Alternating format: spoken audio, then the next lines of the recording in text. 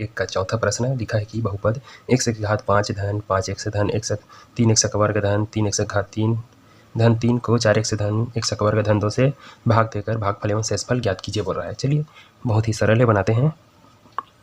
सबसे पहले यहाँ देखिए भाज्य किसे कहते हैं। ये जो दिया है इसको भाज्य बोलते हैं, ठीक है, और इसको जो है भाजक बोलते हैं।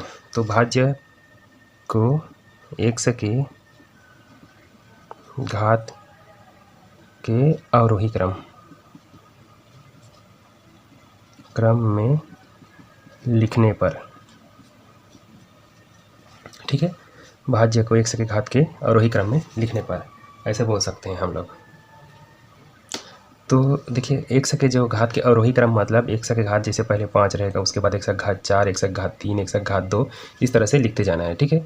तो देखिए ये जो भाज्य है इसको लिखेंगे तो देखिए यहाँ पर x के घात 5, ठीक है, उसके बाद ये नहीं आएगा, x के घात 3 वाला आएगा, ठीक है। तो जो है 5 x का घात 3 है, उसके बाद 3 के बाद 2 वाला को लिखेंगे 3x का वर्ग, उसके बाद ये जो है 5x है, ठीक है, इसमें x के घात 1 है, उसके बाद लास्ट में बिना x वाला 3, ठीक है। इस तरह से इसको लिखा जाता है सही क्रम में।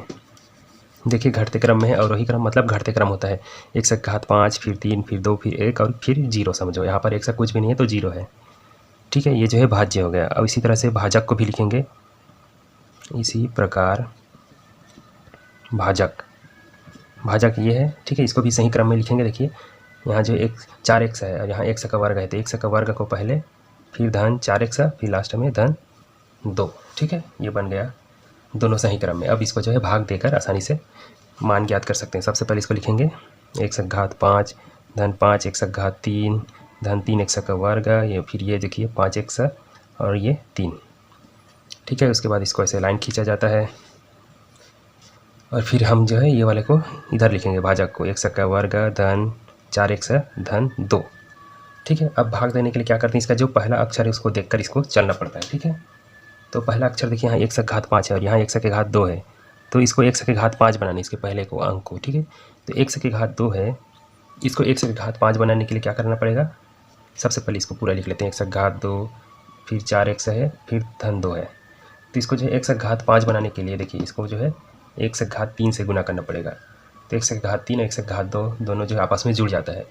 ये घातांक का नियम है, अलग है, ठीक है। कई लोग इसको जो है 3 दूनी 6 समझ लेगा इसे, तो 6 नहीं होता है। जब इसका जो नीचे नीचे आधार बोलते हैं इसको, x और x है, दोनों एक जैसे है, तो इसको गुना करते हैं तो इसका घात जो है जुड़ जाता है, तो 3 और 2 जुड़कर इसे 5 बन जाएगा, ठीक है।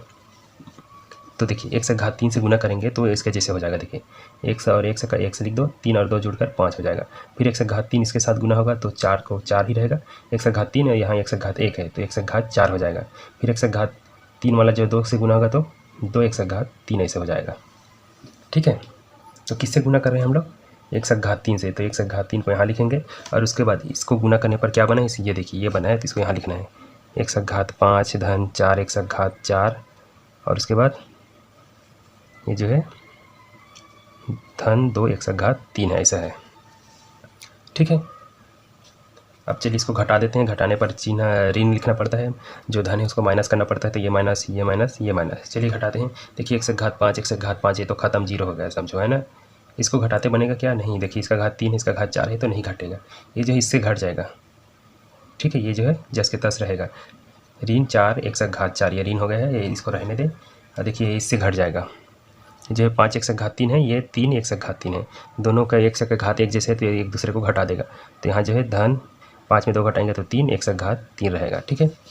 तो जो बचा है उसको लिख लेते हैं वापस। देखिए इतना पूरा बचा हुआ है, 3 x का वर्ग बचा हुआ है, फिर यहाँ 5 x बचा हुआ है और लास्ट टाइम ये जो है धन 3 भी बचा हुआ है, ठीक है।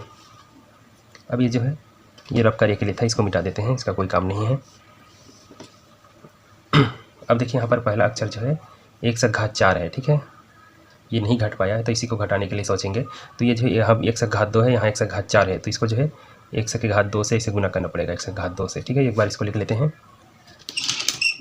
जैसे कि ये जो है x का वर्ग है, फिर 4x है, फिर 2 है, तो इसको जो है हमें इसके अनुसार बनाना है। तो जो यहाँ पर जो है ऋण 4 है, तो इसको ऋण 4 से इसे गुना कर देंगे तो ऋण 4 हो जाएगा, x का वर्ग और x का वर्ग तो x का घात 4 बन जाएगा, ठीक है। तो इससे गुना करेंगे तो क्या बनेगा, ऋण 4 x का घात 4 हो जाएगा। फिर इसका गुना यहाँ से करेंगे तो ऋण 4 और धन 4 का ऋण ही रहेगा, 4 चौक 16 हो जाएगा। यहाँ x का घात 2 है, यहाँ x का घात 1 है, तो x का घात 3। यहाँ पर ऋण 4 और 2 का गुना होगा तो 4 दूनी 8 हो जाएगा ऋण, और 1 का वर्ग है तो वो रहेगा ही। ठीक है, तो किससे गुना कर रहे हैं? ऋण। देखिए ऋण 4x का वर्ग से, तो ऋण 4x का वर्ग गुना करने पर क्या आ रहा है? देखिए इसको यहाँ पर लिखेंगे, ये आया है ऋण 4x का वर्ग, सॉरी वर्ग नहीं होगा क्योंकि ये भी 2 है ये भी 2 है, तो ऐसे 4 हो जाएगा। ठीक है, तो यहाँ पर 4 लिखेंगे ऐसे। उसके बाद ऋण 16 है, x का घात 3 है, उसके बाद ऋण 8 x का वर्ग है। ठीक है, अब जब इसको घटाना होता है तो चिन्ह बदलते हैं। तो देखिए सब ऋण है तो वो धन में हो जाएगा, ये भी ऋण है वो धन में हो जाएगा, ये भी ऋण भी धन में बदल जाएगा। ठीक है, चिन्ह बदलना पड़ता है, धन को ऋण में और ऋण को धन में करना पड़ता है। तो देखिए ऊपर नीचे जो है ये जो एक जैसे दिख रहा है ये 0 हो जाएगा। इसको देखेंगे ये भी धन में है, ऊपर वाला नीचे वाला भी धन में हो गया। ठीक है, तो धन और ऋण का सॉरी धन और धन का जुड़ जाएगा, तो ये जो है 16 में 3 जोड़ेंगे तो 19 हो जाएगा। ठीक है, 19 1 का घात 3, यहाँ पर घट रहा नहीं है बल्कि वापस जुड़ गया। ठीक है, और इसको देखेंगे तो ये भी प्लस प्लस में है, ऊपर भी प्लस नीचे भी प्लस, तो जो है 8 3 11 हो जाएगा, ये भी 11 1 का वर्ग, और बाकी को लिखते हैं। ठीक है, अब क्या करेंगे? देखिए ये जो है घटने के बजाय ये तो बढ़ते जा रहा है समझ लो, या वैसी का वैसी है, लेकिन धीरे धीरे ख़त्म होगा ही। ठीक है, तो देखिए अब अगली बार क्या करेंगे, यहाँ पर जो है 19 1 का घात 3 हो गया है, तो जो भाजक है इसको भी हमें 19 बनाना है। इसको लिख लेते हैं एक बार, 1 का वर्ग है धन 4 1 धन 2 है। इसको किससे गुना करें कि ये 19 बनेगा, तो 19 से ही गुना करेंगे तो ये जो है 19 बनेगा। ठीक है, लेकिन यहाँ 1 का घात 3 है, यहाँ 1 का घात 2 है, तो यहाँ 1 और 1 से गुना कर देंगे ऐसे। देखिए 19 1 से और ये जो 1 का वर्ग है इसको गुना करेंगे तो 19 को 19 रहेगा, इसका घात 1 इसका घात 2 तो 1 का घात 3 हो जाएगा, ऐसे इसके जैसे बन जाएगा। ठीक है, और इसका गुना करेंगे तो 1 और 1 का वर्ग हो जाएगा, और 19 का गुना 4 से हो जाएगा। देखिए तो लिखते हैं 19 गुना 4, तो 4 नियम 36 का 6 हासिल 3 4 एकम 4 4 3 7 96 सॉरी 76। ठीक है, जो है धन चिन्ह है धन रखेंगे, फिर 19 का गुना 2 से हो जाएगा तो 19 गुना 38 हो जाएगा। ठीक है, धन चिन्ह ये हो गया। तो 19 1 से गुना कर रहे हैं तो प्लस 19 1 से लिखेंगे यहाँ पर, और उसको गुना करने पर क्या आया है? देखिए ये जो है ये इसको यहाँ पर लिखना है, तो यहाँ 19 1 का घात 3, फिर यहाँ 76 1 का वर्ग है, फिर 38 है।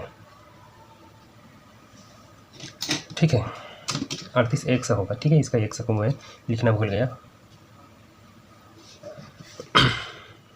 अब देखिए क्या हो जाएगा, घटाते हैं, चिन्ह बदलना पड़ता है घटाने के लिए, तो ये ऋण हो जाएगा, ये भी ऋण हो जाएगा, ये भी ऋण हो जाएगा। तो देखिए ऊपर नीचे एक जैसे है 0 हो जाएगा। ये देखिए ये जो है 76 ये 1 का वर्ग है, ये 11 है, तो 76 में 11 को घटाएंगे तो ये हो जाएगा 5, ये हो जाएगा 6। ठीक है, और ये 11 बड़ा है कि 76, जो 76 बड़ा है, 76 जो है ऋण में हो गया तो ये भी ऋण में रहेगा। ठीक है, इसके बगल में 1 का वर्ग है, और यहाँ 38 1 है, ऊपर में 5 है। ठीक है, तो इससे 38 में 5 घट जाएगा तो क्या बचेगा 3 3 33। ठीक है, ये भी ऋण में रहेगा 1 से, और क्या बचा लास्ट में 3 बाकी है। ठीक है, इसको लिख लेते हैं, इतना हो गया। अब देखिए इसको मिटाते जाते हैं, रफ कार्य आपको दिखाता हूँ कैसे बनता है करके। अब देखिए ये जो है शुरू में 65 1 का वर्ग है, तो ये जो भाजक है इसको भी 65 1 का वर्ग बनाना है। 1 का वर्ग है धन 4 1 धन 2 है, तो इसको 65 1 का वर्ग बनाना है, तो 65 से गुना कर देंगे, तो यहाँ पर 1 का वर्ग पहले है तो 65 का गुना इससे होगा तो 65 1 का वर्ग बन जाएगा ऐसे। लेकिन यहाँ ऋण चिन्ह है तो इसको ऋण से गुना करना पड़ेगा, तो ऐसे ऋण हो जाएगा, फिर 65 का गुना 4 से हो जाएगा। ठीक है, तो चलिए करके देखते हैं। 65 गुना 4 तो 5 चौक 20 का 0 हासिल 2, और 6 चौक 24 25 26 260 हो रहा है, ऋण चिन्ह हो जाएगा क्योंकि ये ऋण है। 260 इसमें 1 से है तो 1 से ही रहने दें। अब यहाँ 65 का गुना 2 से हो जाएगा तो क्या हो जाएगा ऋण 5 दूनी 10 का 0 हासिल 1 6 दूनी 12 12 1 13 130। ठीक है, तो हमने ऋण 65 से गुना किया है। ठीक है, तो ऋण 65 को इसके इधर भागफल की तरफ लिखते जाना है। ठीक है, जिससे भी गुना कर रहे हैं उसको यहाँ लिखते जा रहे हैं, तो ऋण 65 ऐसे लिख देना है, इसको यहाँ पर उतार देना है। ऋण 65 1 का वर्ग है, उसके बाद जो है ऋण 260 1 है, उसके बाद ऋण 130 है, तो आपको नहीं दिख रहा होगा। ठीक है, गुना करने पर जो भी आए उसको यहाँ पर उतार दें। अब इसको जो है घटाने के लिए क्या करना पड़ता है, चिन्ह बदलना पड़ता है। ऋण को धन करना पड़ेगा, ऋण को धन ऋण को धन। ठीक है, देखिए ऊपर नीचे एक जैसे ये जो है घट कर 0 हो जाएगा 65 वाला, ये ऊपर ऋण में है नीचे धन है तो धन ऋण का घटाना हो जाता है। तो 260 में 33 घटाएंगे तो ये समझ लो 10 में 3 घटाएँ तो 7 हो जाएगा, 5 में 3 घटाएंगे तो 2, ये भी 2, 227 1 से हो जाएगा। और ये देखिए ये ऊपर वाला धन नीचे वाला धन धन धन का जुड़ जाएगा तो प्लस ये जो है 133 हो जाएगा। ठीक है। क्या इसको और भाग दे सकते हैं? नहीं दे सकते हैं, ठीक है। इसको और भाग दे नहीं दिया जा सकता, तो यही जो है इसका शेषफल कहलाएगा, ठीक है। क्यों नहीं भाग दे सकते? क्योंकि यहाँ पर x का घात 2 है, यहाँ पर x का घात 1 है, ठीक है। तो x का घात 2 को x का घात 1 में नहीं बदल सकते, तो इसलिए इसको जो है शेषफल लिख देना है, ठीक है। और जो यहाँ ऊपर में आया है, ये वाला जो ऊपर में है, ये जो है भागफल है। आप अपने अनुसार कापी में एक जगह भागफल बराबर इतना, शेषफल बराबर इतना करके लिख सकते हैं, ठीक है। यही इसका आंसर है। इस तरह से बनाया जाता है। उम्मीद करता हूँ आपको ये समझ में आया होगा। अगर वीडियो अच्छा लगा तो लाइक कर देना। चैनल को सब्सक्राइब नहीं किए होंगे तो सब्सक्राइब भी कर देना, और इसको नोट करना चाहते हैं तो कर लीजिएगा, या समझ गए तो बहुत अच्छी बात है। मिलते हैं और भी बाकी वीडियो के साथ।